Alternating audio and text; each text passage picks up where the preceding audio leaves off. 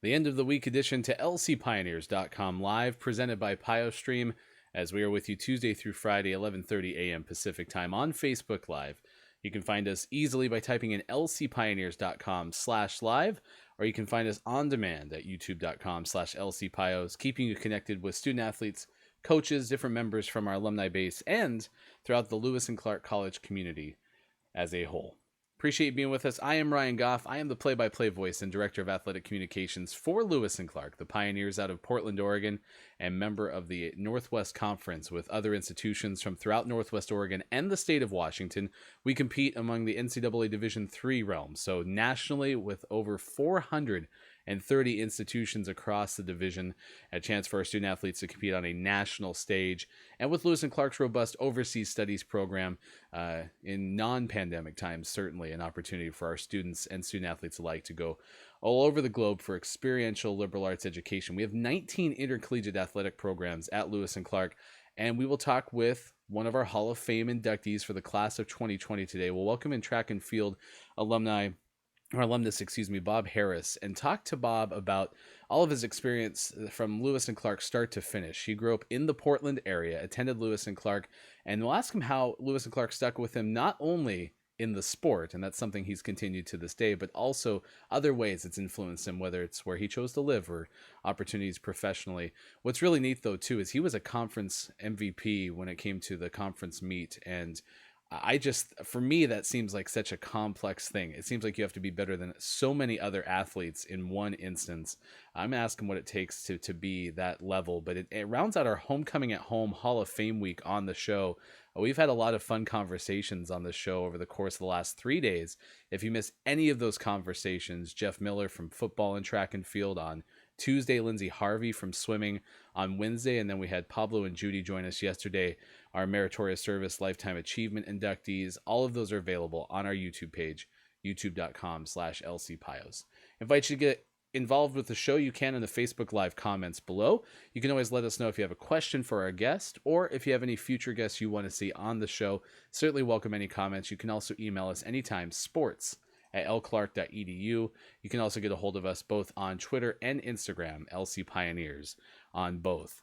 One thing that we do want to tell you about is coming up on Saturday. We'll have our second episode of PioStream Watchback. This is really neat because we have our volleyball program reliving their senior night victory last fall over eventual Northwest Conference champion Whitworth. Head coach Emily Hayes, 3 of her student athletes will join us in a recorded piece that we sat back a couple weeks and talked about, just rewatched the game, got stories from throughout the 2019 season, from throughout each student athlete's career, some just key memories, some fun times, and we'll watch that together tomorrow at noon right here on Facebook Live. You can also find it on PioStream. Either way, lcpioneers.com is the place. We'll have links all over the place to watch that tomorrow at noon. And the other cool thing too is Ashley Kane and Kelsey Parker, also members of last year's team and this year's team, will be live chatting with you on Facebook if you join us right here on Facebook Live. I've mentioned our Pioneers of the Week continuing for this fall 2020 semester. We're highlighting different student athletes from throughout our 19 intercollegiate teams. So be sure to check that out at lcpioneers.com. And then, of course, our YouTube playlist, as I mentioned, updated, and you can see at the top yesterday's interview with Pablo and Judy right there at the top. All the way back to March 31st. We're approaching our 30th week of shows. It's kind of crazy, but certainly have appreciated hanging with us and staying connected over the course of the early part of fall 2020. And so with that said, let's bring in our guest for today, a former Lewis and Clark track and field student athlete, now a member of the class of 2020 Hall of Fame class that we will induct sometime next spring in person as soon as it's safe to do so. We welcome Bob Harris into the show. Bob, appreciate you taking the time to join us and close out our Hall of Fame week. It's been a lot of fun to look back at all the accomplishments for a Hall of Fame class of 2020. And I mentioned that you started in the Portland area, so let's get your origin story from a perspective of why you chose Lewis and Clark. Sure, great, thank you. And it's just an honor to be inducted into the Hall of Fame here at Lewis and Clark, and just join so many outstanding student athletes from the ranks of the Lewis and Clark family. So I grew up in Milwaukee, Oregon, and I went to LaSalle High School, where I first started running track and cross country, and had a good run during high school, both track and cross country, competing at the state meets, placing well there. And during my senior year, I knew I wanted to stay in Oregon for college. I knew I wanted to continue running in college. And so, looked at all manner of schools for a fit that was good for me, both the state colleges and universities, as well as the smaller liberal arts schools. And ultimately, when I went to apply to the different schools and was talking with the coaches, um, Lewis and Clark stood out. I really connected with Dave Fix, who was the head coach at the time. Appreciated his approach to running. And then as I was coming down to making my decision, I sat down with my high school coach and, was just talking with him. And he said, Bob, I just got to say, if you're looking at, all these different schools and Lewis and Clark is one of them, I would choose Lewis and Clark every time, because it's just so good academically. And so, ultimately that's helped sway things. I mean, that's really neat to hear that that was such a key factor in your decision ultimately choosing Lewis and Clark. And I will ask you some ways that your time on Palatine Hill influenced you to where you are now. But I'm curious, when you adapt from high school to college, what's that transition like when you look strictly from a competitive nature on the track? Um, I used to talk about with the incoming freshmen about this after I learned the lesson the hard way myself. Is all those people that you were competing against and were the top scorers in your state meets and in your district meets. Those are the only people who are left when you get to college. And so you're kind of starting at the bottom of the heap, and you have to learn a new distance. You have to learn a new way of competing, and so it's just kind of having that humility of okay, I got a lot to learn, and learn the lessons, lean into the upperclassmen who've been there before, and just learn and adapt. We're talking to Bob Harris, inductee for the class of 2020 to the Lewis and Clark Athletics Hall of Fame, one of the oldest athletics Hall of Fames in the entire Pacific Northwest. And I tell you what, I was writing the release and looking at all of the parts of your nomination, and I can't, for some reason, wrap my head around this idea of being a conference meet MVP, because I've been to one now. I had a chance to attend Lewis and Clark's conference meet, both the one they hosted, but then also running around the one at Pacific Lutheran a couple years back. And I bring that up because there's so many events, there's so many athletes, there's just so many high-powered, performances over the course of that meet. It's amazing to me, to be an MVP of such a big event. What goes into having the perfect meet to be able to earn an MVP award?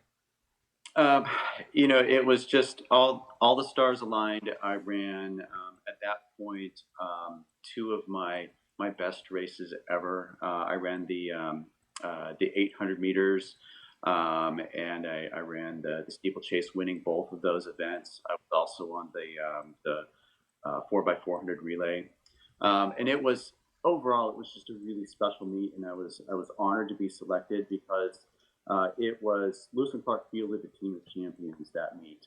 We won the 100, the 200, the 800, the 1500, the steeplechase, the 5,000, and the 10,000.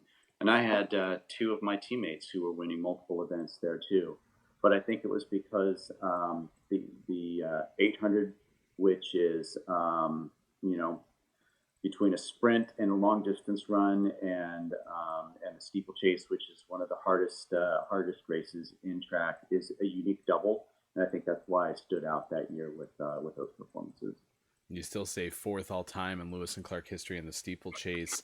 Is running something that has stuck with you? Is that something that you've continued to pursue after your time at Lewis and Clark was over? Yeah, it just kind of gets into your soul, and so I've continued to run since college. I was mainly a runner into my mid 30s, and then the years of miles started to take its toll, and so I switched to triathlon. I do all levels of distances from sprint triathlons all the way up to the Ironman. That's awesome. The Ironman triathlon, I have to imagine, is a amazingly tough test, and I'm curious when you compare the events that compose a triathlon, what is your favorite event, and what's the hardest one for you to compete in? In triathlon, Yeah. so running is the one that I naturally default to. I mean, it's the one that's in my bones. Biking is pretty much a natural extension of that. Swimming is the harder of the events for me, because it's so technical in nature, and I'm still learning.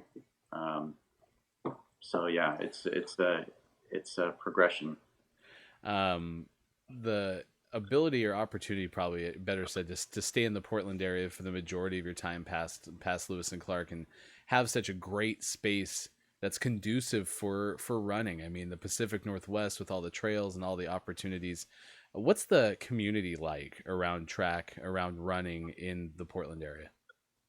Um, it's a great community, and it's just so it's great to be a part of it. I since graduating, I now run into people who were my competitors at different races, and we just kind of fall into talking about different races or how you doing, and we're all in our 50s now, and looking at how time and maybe some pounds have made our time slower, but we're still out there. We're still doing it. It's also great to be a part of the community. I run into coaches, and we talk about our different connections, and it's awesome that my youngest daughter, who's now a collegiate athlete, is a part of that track and field community. So it's a great inclusive community. You're watching lcpioneers.com live, presented by PioStream. We're on Tuesday through Friday, 11:30 a.m. Pacific time on Facebook Live, and we're celebrating our Hall of Fame class of 2020. Today's guest is Bob Harris, class of 1990 for Pioneers Track and Field. And I talked about the ways that Lewis and Clark influenced you throughout your time on Palatine Hill, and I'm curious, when you look at opportunities based on where you're going to live or professionally, what are some ways that your experience up here really stuck with you after Lewis and Clark? Um, in my current role, I run competitive intelligence for the organization that I work at, and strategy. And I think the thing that from my time at Lewis and Clark that it really taught me is to think critically, and to be able to lay out a logically sound argument. I was a poli sci major. Dr. Bender, or Balmer's constitutional law class really kind of, jazzed me up. I thought I was going to be a lawyer, but it was the logic side of it that really fired me up. And I've been able to move that into my career. And I think my LC education really prepared me for not only that, but the writing side of it as well. And you had the opportunity too to travel while at Lewis and Clark to Washington D.C. When you had that experience, what prompted you to want to do the experience, and then how does that help you look at different opportunities, post graduation as well? Sure. So it was one of those things. It was hard to make the decision to miss my junior year of cross country, at least the majority of the season. Um, but it was such an opportunity to go live on the East Coast, to have a overseas program, or I guess study out off of Palatine Hill program, that was focused in on my major, in the seat of government. It was an election when I went, so there's just so much to learn. and then yeah, shortly after graduation, my wife and I, we weren't able to participate in the overseas programs, which were longer. So we moved to Japan and taught English there for several years, and it just really broadened our horizons around the world and different people and how to look at things. It was just a super positive experience, and I don't think we would have ended up there had we not been to LC. Well, I've been really enjoying all of the conversations we've had with our inductees for the class of 2020. And as I mentioned, we would have been probably celebrating this month on campus, but with the pandemic continuing, the in-person induction will have to wait till the spring at the earliest. So not to steal any thunder from the speech that you're either writing or will have to write, but I am curious, when you got the call, you found out that you were going to be a Lewis and Clark Hall of Famer. What was your reaction? I was blown away. It was, I remember as an athlete looking up at the pictures, and thinking, man, it would be awesome to do that, and then to just know several of my classmates who had joined those ranks. I was just completely honored at being inducted into the Hall of Fame. I'm blown away. And you mentioned too, the opportunity to compete for David Fix. I mean, the legacy, because you're talking about looking at those photos, right? The legacy of track and field with Eldon Fix and all that's gone into the programs at Lewis and Clark. I imagine that track and field kind of hits differently too, because the Hall of Fame is so rich in talent from that sport. Yeah, it sure is. And it's the looking at those people who are higher up on the all-time performance list than me and seeing their pictures up there, and just what that legacy is, and to be able to be a part of that, I'm truly honored. Well, we wish you the best of luck with the triathlons. Hopefully the swimming becomes the second nature like the running has been. But it's neat to hear about the community that exists in the sport around the area that you live, again, in Portland. And thank you for making time for us on lcpioneers.com live. Yeah, thank you very much. That's Bob Harris joining us today, and rounds out our Hall of Fame week. A really fun conversation and such neat stories that come out of Hall of Fame. I remember last year was my first opportunity to MC the Hall of Fame dinner. That's something I hadn't been doing before, and got there and to hear the range of stories where Lewis and Clark was so impactful, maybe at the front end of a student athlete's career, adapting to college and how competition helped, or how coaches helped, or how the support at Lewis and Clark helped, or the opportunities that presented themselves post Lewis and Clark, ability to travel across the world because of career opportunities that Lewis and Clark fostered, or passions that were developed by faculty or fellow students at Lewis and Clark. Support staff again comes into that. And then just the relationships that stay there. But with Bob's story about how Portland's track community, he's seen people that he either competed against or he stayed in touch with over the years. That's really cool. And I think that that's the long-lasting effect that comes out doing a Hall of Fame week like we've been able to do this week on lcpioneers.com live. I can't thank all of our inductees for the class of 2020 who were able to join us over the course of this week for taking the time. And then for Tama Carlton, the only individual we weren't able to talk to this week, and for our 1993-94 men's basketball program, we will still plan to have something with those inductees coming up before the end of the calendar year, because we still have a long way to wait until, unfortunately, the in-person induction ceremony can happen. Hopefully sometime this spring. Competition through the Northwest Conference is suspended until at least January 1st, 2021. So as soon as we know more, we'll post updates on our landing page, lcpioneers.com/COVID, and that'll include, as soon as we possibly can, relay a Hall of Fame plan as well. Next week is an off week. We'll have best of lcpioneers.com live all next week as I'm taking some time, and then we will resume with live shows the following week. You can see all of our past shows on demand, youtube.com/lcpios, but Tuesday through Friday next week at 11:30 a.m. Pacific time on your Facebook news feed through our page. You'll see replay of some of the best shows that we've had so far. And again, reiterate, join us tomorrow at noon. The first PioStream Watchback episode was women's soccer. It was so much fun to hear the stories come from the student athletes who were on the recording from the student athletes in the chat. And we're doing that again tomorrow at noon with Lewis and Clark Volleyball. Head coach Emily Hayes, some of her student athletes have already recorded their episode, and then we'll have Kelsey Parker and Ashley Kane join us to live chat on Facebook Live. You can find all that information here on Facebook as well as lcpioneers.com. So to Bob Harris for joining us, and to you for watching, I'm Ryan Goff. Thank you so much for making Hall of Fame week a thing on lcpioneers.com. Big thanks to everyone who joined us also for athletics homecoming at home events throughout the course of the week. And homecoming at home is not over. Go to go.lclark.edu/homecoming. A lot of events still to come throughout the month of October, thanks to Lewis and Clark College. Until we talk to you again, not live next week, but live the week after, and with the best of lcpioneers.com live all course of next week. I'll enjoy the time off. We'll see you again. Thanks for having fun with us, and we'll see you after the weekend. Have a great weekend for sure. My favorite spot on campus is like right outside the Dovecote, little benches, and there's flowers growing there, and you can get a little coffee at the Dovecote and sit there. My favorite spot on campus is definitely the weight room.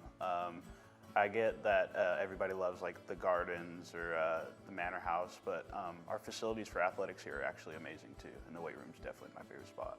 My favorite spot on campus would either be the glade outside of the athletic facilities or South Campus.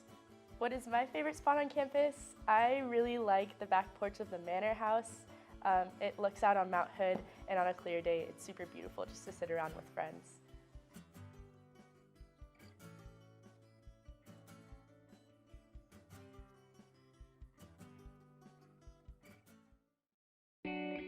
I'm Casey Jones, and I teach a range of classes: general chemistry, organic chemistry, and also some advanced classes. And I have a research lab that currently I have 4 students working with me as part of the Rogers program.